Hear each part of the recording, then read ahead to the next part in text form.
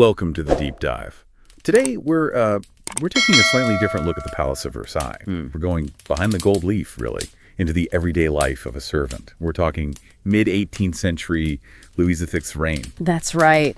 We've got some fascinating sources, really detailed accounts that paint a picture of a typical day. We're stepping away from the grand court life for a bit and digging into the sheer hard work involved. Yeah, our mission here is to kind of get under the skin of all that opulence. What did it actually take? We want to understand the hidden world, the labor that made the whole glittering spectacle possible. Exactly. It's about seeing that huge contrast, isn't it? Between the lives of the nobility and the people who literally kept the lights on, so to speak. Okay, let's dive in. So, forget waking up feeling refreshed. Our servant's day starts, pretty grimly. In the dark. In the dark, yes. And in a space they called a wardrobe. And this wasn't, like a closet for clothes. It was a tiny, tiny room, often windowless, basically crammed in next to the master's chambers. Just so they could be on call constantly. Precisely. They had to be within earshot, ready for anything, day or night.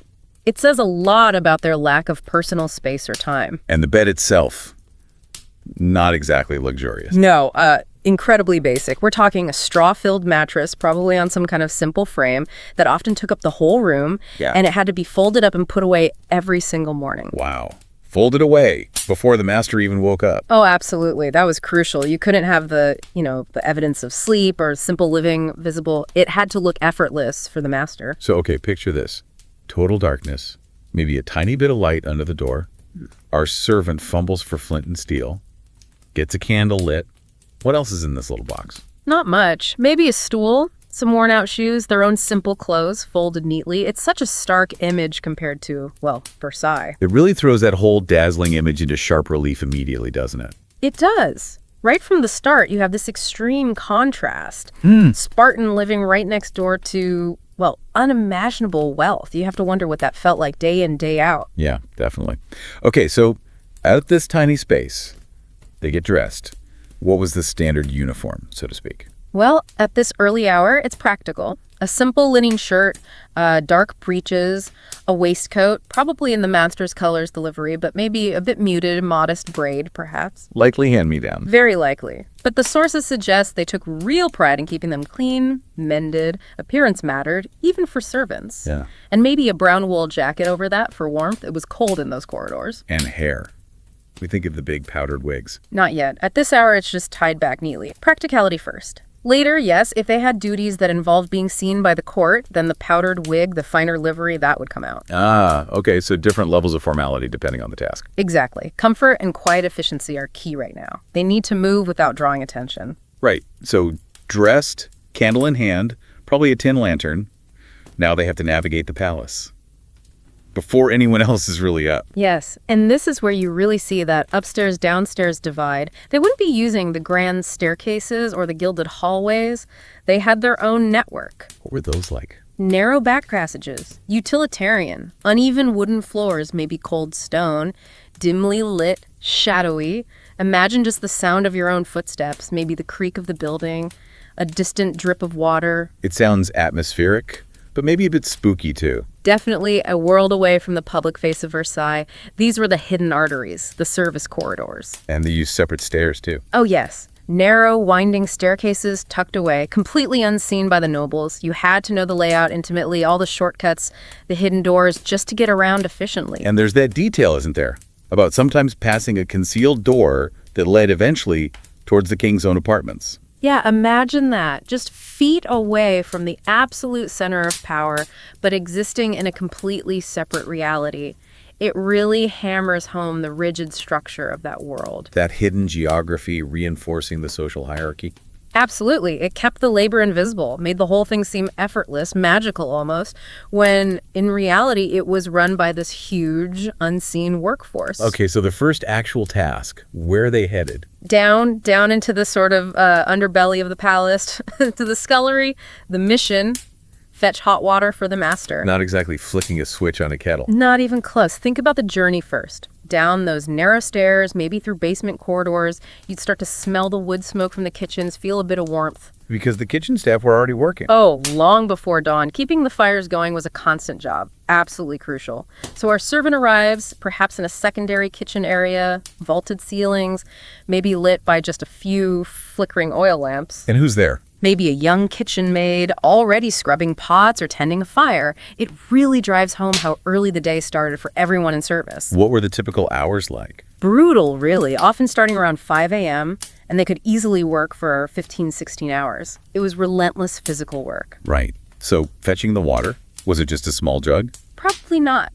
Likely a heavy brass or copper jug. And remember, no running water upstairs. So this heavy jug of hot water had to be carried all the way back up. Up the servants' stairs again. Yeah. That's serious physical labor, just for basic washing water. Exactly. Think about doing that multiple times a day, maybe for multiple people, depending on your role. The sheer cumulative effort is staggering. It tells you a lot about the physical demands of the job. So back near the master's rooms, but he's not awake yet. Is there more prep work? Yes, they might pop into an adjacent pantry or service room, gather supplies, a feather duster, maybe fresh candles for the sconces, firewood, kindling for the hearth. Setting the stage. Precisely. This quiet time before the master wakes is for making everything perfect. Dusting surfaces, making sure everything is in its place. It's about maintaining that illusion of perfect, effortless order. And they wouldn't be the only ones moving around. No, you'd likely see other servants starting their tasks too. Maybe a housemaid sweeping quietly down the corridor, another footman checking lamps. It's like this silent, coordinated ballet happening in the pre-dawn hours. A whole hidden world just waking up. A massive operation, really. Hundreds, maybe thousands of people, all moving with purpose, ensuring everything was ready before the nobility even thought about getting out of bed. Okay, now the moment arrives. Serving the master's morning toilet, his getting up routine. Right. So the servant, having hauled that heavy jug of hot water up the stairs, arrives back outside the master's apartments just as the first light is maybe starting to show. Do they just walk in? Probably not. A moment to compose themselves, maybe smooth their own clothes. Then a soft knock, perhaps, before entering. It's a performance, in a way. And the room itself. A contrast to the servant's wardrobe, I assume. Oh, absolutely. You know, a grand canopy bed, maybe a nice walnut wardrobe, a marble-topped washstand. Relative luxury. But the servant's first job is still practical. Quickly check the fireplace, maybe sweep the hearth, lay the fresh wood they brought, make sure the master's clothes for the day are laid out correctly. Then waking the master, or letting them wake. Letting him wake naturally, usually. Then opening the heavy shutters to let the morning light in, building a small fire in the hearth to take the chill off, those little comforts. And then the master stirs. Yes, that detail, the rustle of sheets, a yawn, it feels quite intimate. The servant would approach, offer a respectful greeting. Good morning, Monsieur le Marquis, something like that. Then present the hot water. Yeah, help him get ready to wash. Fetch his bedgown, probably something silky or comfortable, and place his sock slippers by the bed. Then pour the hot water into the basin on the washstand. Lay out the scented soap, a fresh linen towel. It's incredibly attentive service. Absolutely. Every need anticipated. And there's that detail about the servant tactfully turning away while the master washes his face and hands, providing privacy even in that close setting. A very delicate balance. It is, a balance of presence and invisibility almost, knowing exactly when to step forward and when to fade back. Okay, washed. Now, getting dressed. This sounds complicated in the 18th century. It really was. This wasn't just throwing on a shirt. First, selecting the right outfit for the day, maybe a deep blue wool coat, silver buttons, an embroidered waistcoat, cream breeches. These things were chosen carefully. And the servant helps with every layer. Every single layer. Retrieving the white silk stockings, the polished leather shoes with buckles, the all-important powdered wig, helping him into his linen shirt, then the waistcoat, then the coat, making sure everything hangs just right. Even kneeling down. Yes, kneeling to fasten the garters that held up the stockings, giving the shoe buckles a final polish. It really shows the physical closeness and the reliance of the aristocracy on their servants for just getting dressed. It's a level of assistance that's hard to imagine now. It really is. The servant is acting as both valet and footman here. They need to be vigilant for any tiny flaw, a speck of dust, a crooked seam. The master's appearance reflects on the entire household. And the wig is the final touch. Usually, yes. Presented carefully. The Marquis might then check his reflection in a mirror. Appearance was absolutely crucial at court. So, dressed and ready, what's next for the Marquis? It's time for him to be seen.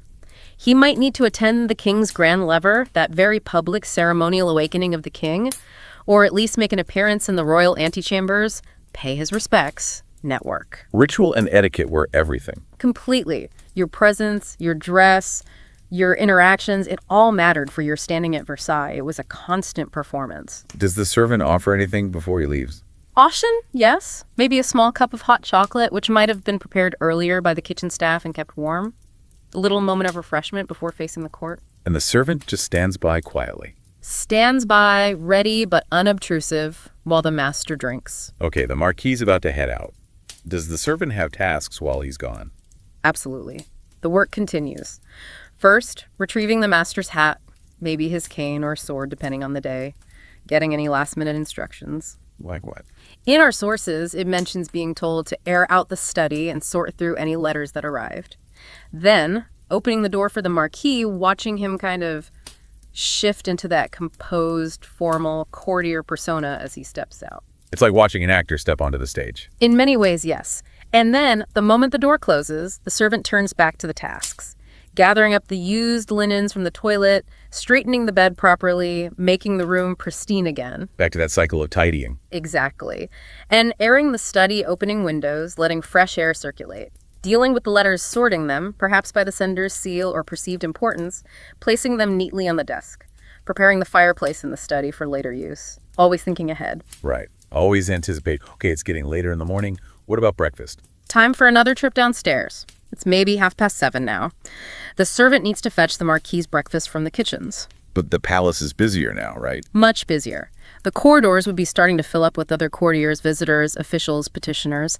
Navigating through that is a different challenge. Hello. The key is still invisibility. Stick to the edges, move quickly, avoid eye contact unless necessary. Definitely avoid the grand staircases like the marble staircase if possible. Use the servant's rotes. So back down the narrow stairs. Maybe through a different area this time. Possibly. The sources mention passing through the Cour des Communes, a large courtyard likely bustling with delivery carts, suppliers, the smell of baking bread from the bakeries, wood smoke, but also probably less pleasant smells like drains. A real mix of sensory input. Gives you a feel for the practical side of the palace. It does. It grounds the whole experience. Even here, amidst the luxury, the basics of feeding thousands and managing waste had to happen. And into the kitchens again. What's the scene like now? Probably organized chaos. Huge spaces, different specialized areas, pastry, roasting, sauces, very hot, noisy, busy. Our servant heads to the specific kitchen, sorting the officers or nobles of a certain rank, finds the right chef, maybe Chef Bernard again. And requests the breakfast. What would that typically be? For a Marquis, maybe something relatively simple but well prepared. A soft-boiled egg, perhaps a freshly baked croissant or roll, some sliced fruit like pears, butter, jam, and coffee with sugar. Coffee was becoming popular then. Yes, definitely a fashionable drink. So the chef or his assistants assemble this on a tray. And there's that reminder again, hurry back. Time is always of the essence. So carrying this carefully arranged tray back up through the palace. Another balancing act. A literal balancing act, yes. Dodging people, using the side routes, keeping everything neat and the coffee hot. And maybe on the way you hear a bell ringing somewhere in the distance. Ah, the bell system. That palace-wide system for summoning servants to specific apartments. Just a constant reminder that you could be called away at any second. So they arrive back at the master's apartments. Does he get back at a predictable time?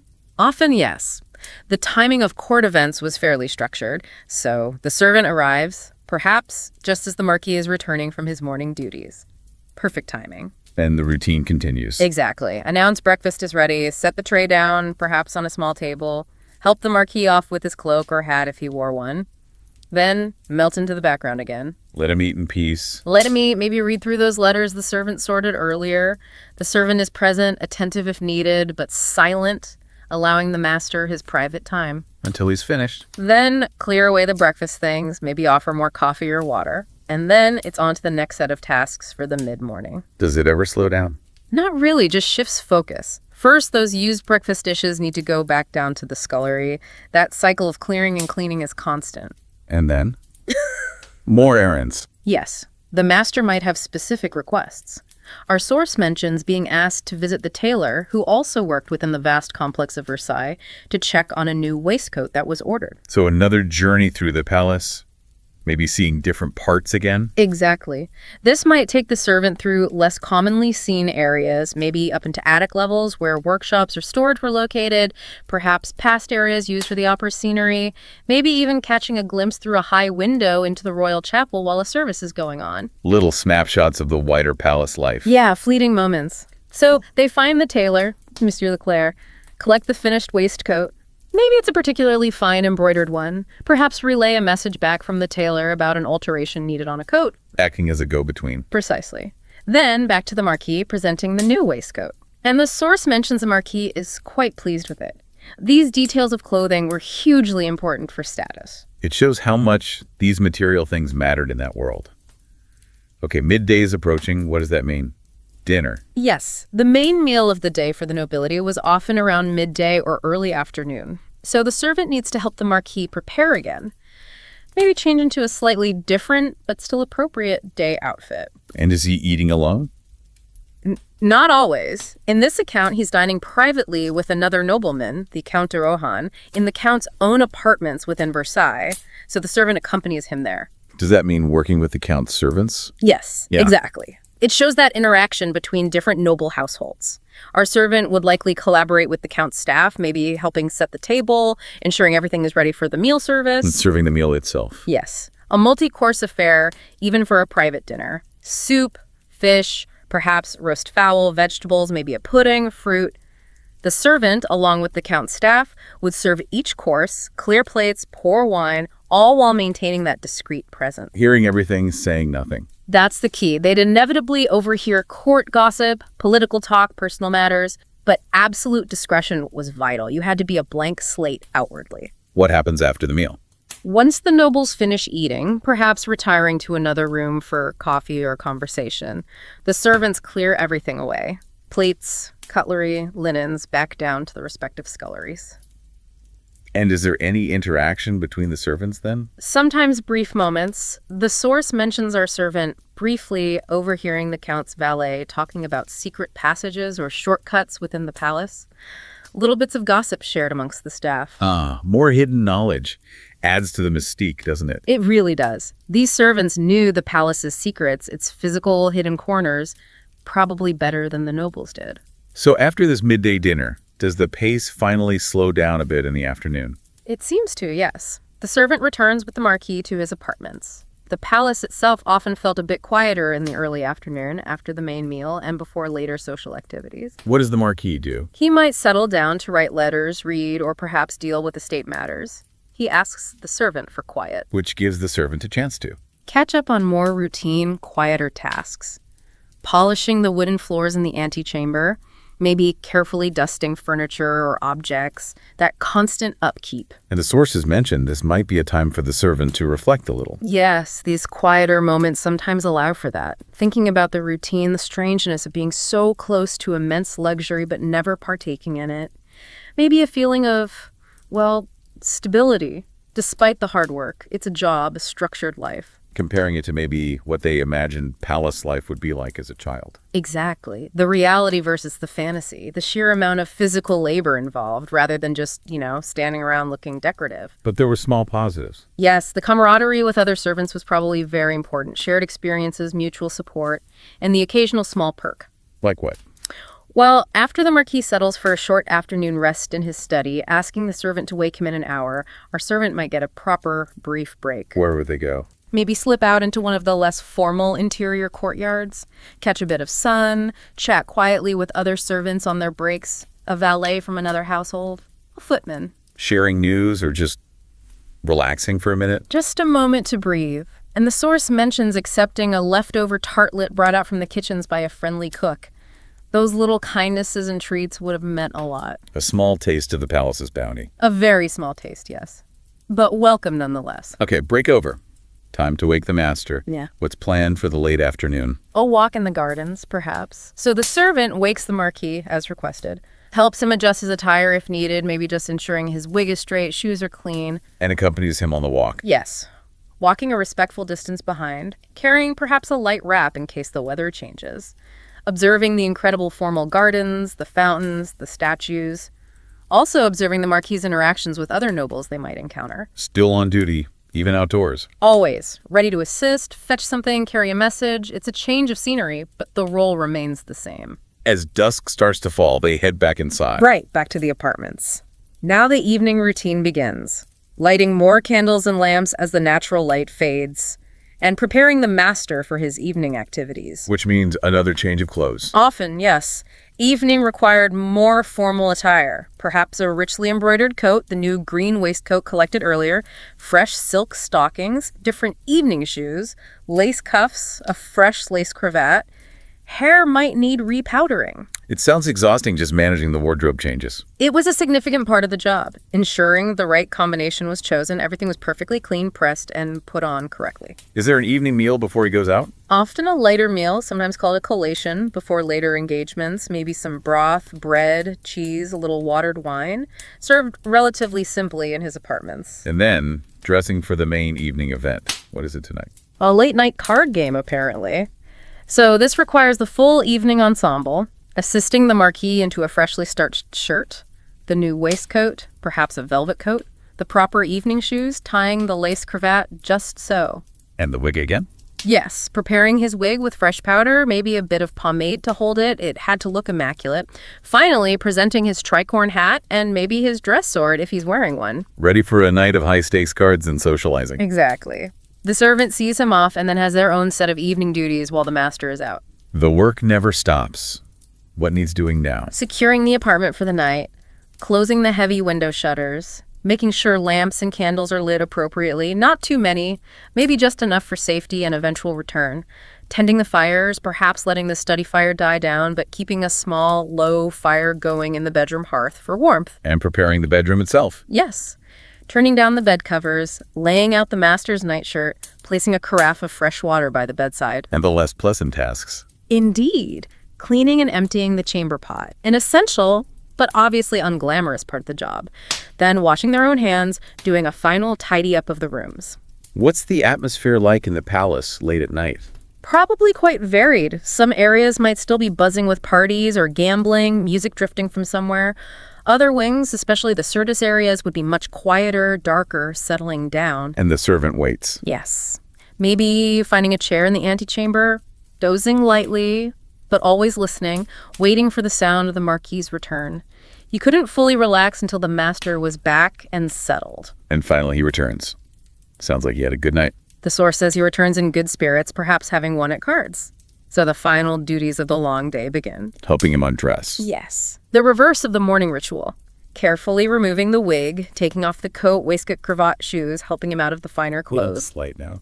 Probably just a single bedside candle lit now, creating a more subdued atmosphere, offering the nightshirt, turning away discreetly while he changes. Final touches. Pulling back the bed covers fully, asking quietly if Monsieur le Marquis requires anything else. Maybe cracking a window slightly for fresh air as requested. And then A final bonne nuit, monsieur, wishing him a good night, dimming the lamp in the antechamber, leaving just the faintest glow, perhaps. And at long last, the servant's day is over. Almost.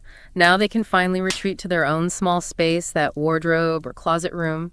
Maybe a moment to just sit on their folded down straw bed, reflect on the endless tasks of the day, the routine. Before finally sleeping. Before finally drifting off, hearing the quiet sounds of the vast palace settling around them, ready to do it all again in just a few hours. Wow, what a day. So wrapping up this deep dive, we've really walked through, well, something like 16 or more hours in the life of one Versailles servant in the 1700s. Yeah, and it paints such a vivid picture, doesn't it? The sheer relentless effort, the incredible contrast between their world and the world of the nobility they served, that whole hidden machinery beneath the glittering surface. I think the big takeaway for me, and hopefully for you listening, is just how essential these roles were. All that grandeur, all that complex etiquette and ceremony in Versailles, it simply couldn't have happened without this army of servants working constantly, mostly unseen. They really were the engine room. And it makes you think, doesn't it, about how often throughout history the comfort and privilege of a few has rested on the often invisible labor and sacrifice of many, many others. Absolutely. It's a powerful reminder. And maybe a final thought to leave you with. Think about our own world. What aspects of our modern lives seem effortless, convenient? Could there be hidden stories, hidden labor supporting them that we don't always see or acknowledge? It's definitely something worth pondering the human costs behind the facade, not just in history, but maybe even today.